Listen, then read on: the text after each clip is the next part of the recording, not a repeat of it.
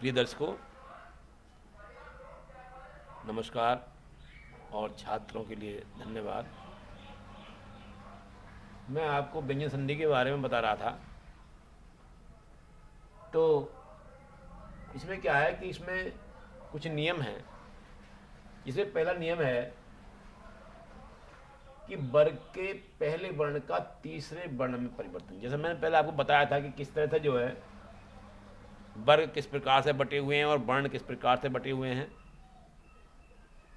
तो हमारे का वर्ग, चा वर्ग, टा वर्ग, ता वर्ग, पा वर्ग, ये 5 वर्ग हैं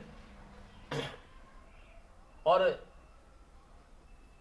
इनका जो है 5-5 इसके वर्ण हैं एक एक वर्ग के। जैसे कि का, जिस तरह से का वर्ग है तो का वर्ग का खा, गा, घा और का, खा, गा, घा, ना, ये इसके जो है वर्ण हो गए 5। प्रथम, द्वितीय, तृतीय, चतुर्थ और पंचम। तो ये कहता है कि पहले वर्ग के पहले वर्ण का, यानी वर्ग का पहला वर्ण जो हुआ वो या तो ये होगा या फिर चा होगा या टा होगा या ता या पा, इनमें से ये पहला होगा। इसका जब परिवर्तन करेंगे हम और दूसरी तरफ कोई स्वर हो, हाँ, तो पहले ये समझिए कि परिवर्तन हमें काय में करना है। काय में होना परिवर्तन हमारा तीसरे वर्ण में, यानी कि अगर का है तो इसका गा हो जाएगा, और अगर चा है तो जा हो जाएगा, टा है तो डा हो जाएगा, और ता है तो दा हो जाएगा, पा है तो बा हो जाएगा। अब ये परिवर्तन होना है इसमें। अब देखिए ये फार्मूला है, इसको देखिए आप कि यहाँ ये क्या है कि जो पहला शब्द है इसका अंतिम व्यंजन ये है, और इधर या तो कोई स्वर हो या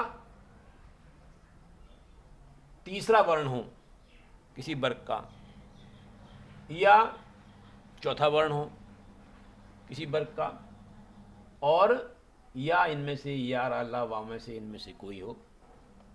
तो जब इसका परिवर्तन होगा तो का से गा बन जाएगा तीसरा वर्ण, और चा से बन जाएगा जा, चा, छा, जा, झा, या, टा, ठा, डा, ढा, ड़ा, ता, था, डा, धा, ना, पा, फा, बा, भा, मा।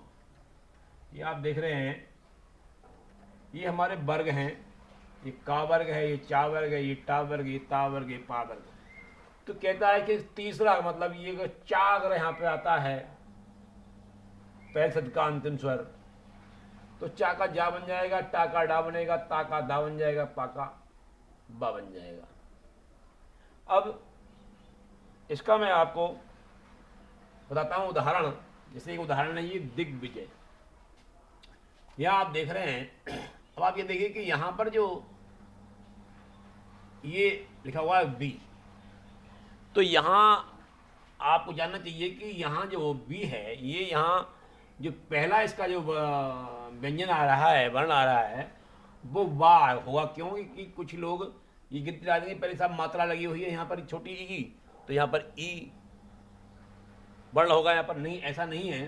क्योंकि अगर हम इसके हम वर्ण विच्छेद करें तो ये क्या बन जाएगा, ये बनता है इस तरह से बा, ई, जा, आ, या, आ, इस तरह से बनेगा ये। तो यहां पर पहले क्या हुआ, वा व्यंजन हुआ, वा वर्ण हुआ यहां पे। तो ये दिग्विजय। अब जैसा कि का है यहां पर, तो का क्या हो जाएगा, गा बन जाएगा। तो ये हो जाएगा आपका दिग्विजय। दिग्विजय इस तरह से। अब यदि किसी कहानी पर चा आ जाता है, जैसे कि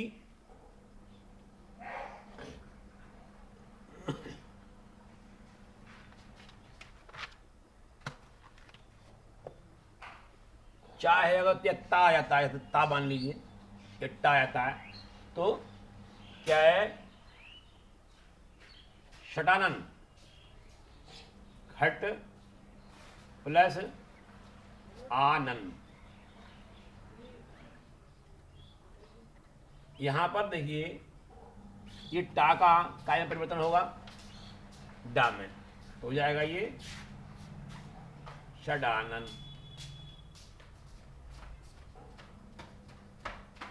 इस तरह से। और अब ता है, जैसे कि सत गति, सत प्लस गति। यहां पर देखिए ता कायम बदलेगा, ता में बदलेगा, तो क्या हो जाएगा ये सदगति, सदगति। इस तरह से जो है यहां पर जो व्यंजन है वो इस तरह से चेंज होंगे। इसके अलावा और भी बहुत से आपको उदाहरण मिल जाएंगे इस टाइप के।